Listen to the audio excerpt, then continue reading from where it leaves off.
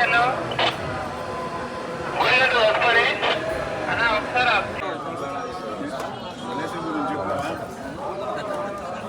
దేశం కోసం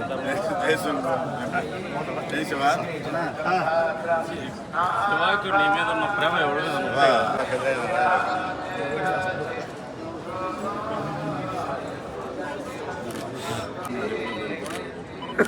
శివ ఫోటో చిన్న ఫోటో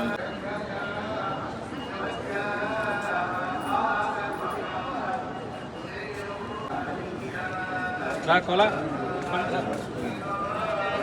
సర్లే వస్తే పోయి బయట వచ్చింది కదా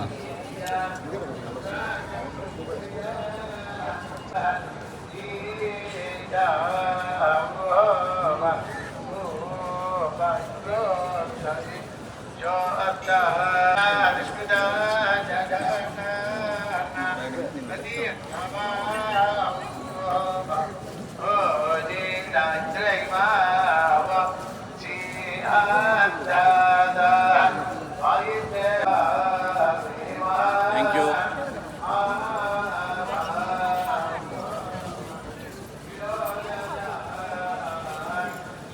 మాట్లాడతారా సార్ సెల్ఫీ సార్ సెకండ్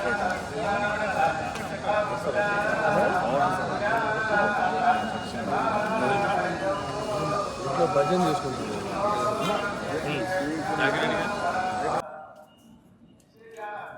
కలియుగ దైవం వెంకటేశ్వర స్వామిని ఈరోజు ఉదయం దర్శించుకోవడం అత్యంత ఆనందదాయకంగా భావిస్తున్నాం.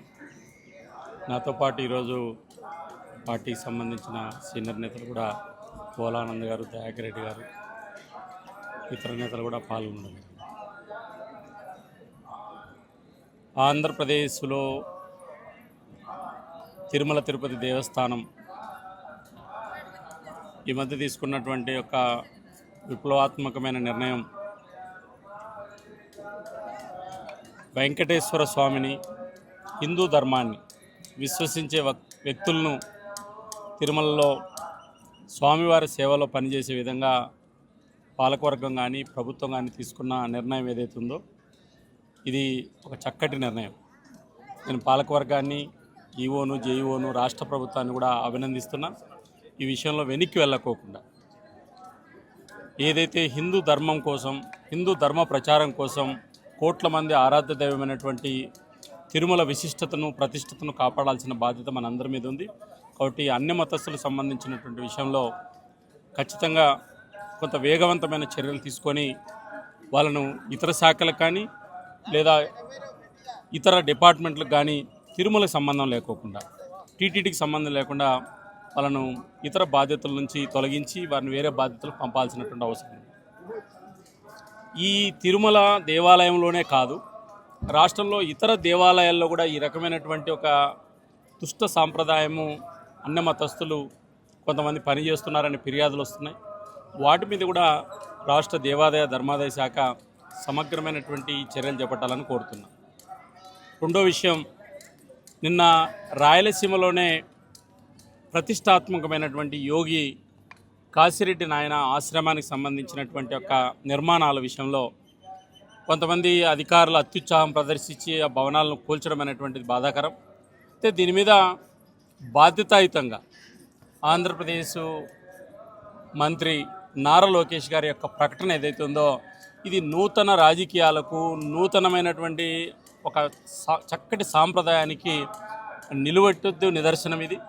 వారు ఏదైతే ప్రభుత్వం బాధ్యత తీసుకొని ఆ నిర్మాణాలు కూల్చుకోకుండా ఉండాల్సిందే, అదేవిధంగా ఆ నిర్మాణాలకు సంబంధించిన కూల్చివేసిన విషయంలో కూడా సొంత నిధులతోని మేము వెంటనే దాన్ని వీలైన త్వరలో నిర్మాణం చేస్తామని చెప్పి లోకేష్ గారు ఒక రాష్ట్ర మంత్రిగా కాకుండా ఒక భక్తుడిగా లేదా ఒక సనాతన ధర్మాన్ని విశ్వసించే వ్యక్తిగా ఇచ్చినటువంటి ప్రకటన ఏదైతే ఉందో ఇది చాలా మంచి ప్రకటన.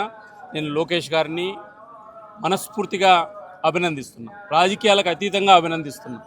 ఈ సాంప్రదాయాలు రావాల్సినటువంటి అవసరం ఉంది. భవిష్యత్తులో ఈ యొక్క ధార్మికమైన విషయాల్లో రాజకీయ జోక్యాలు అవసరం లేదు. ఏ మతానికైనా ఆ మతానికి విశ్వాసాలు ఉంటే దాన్ని గౌరవించాలి.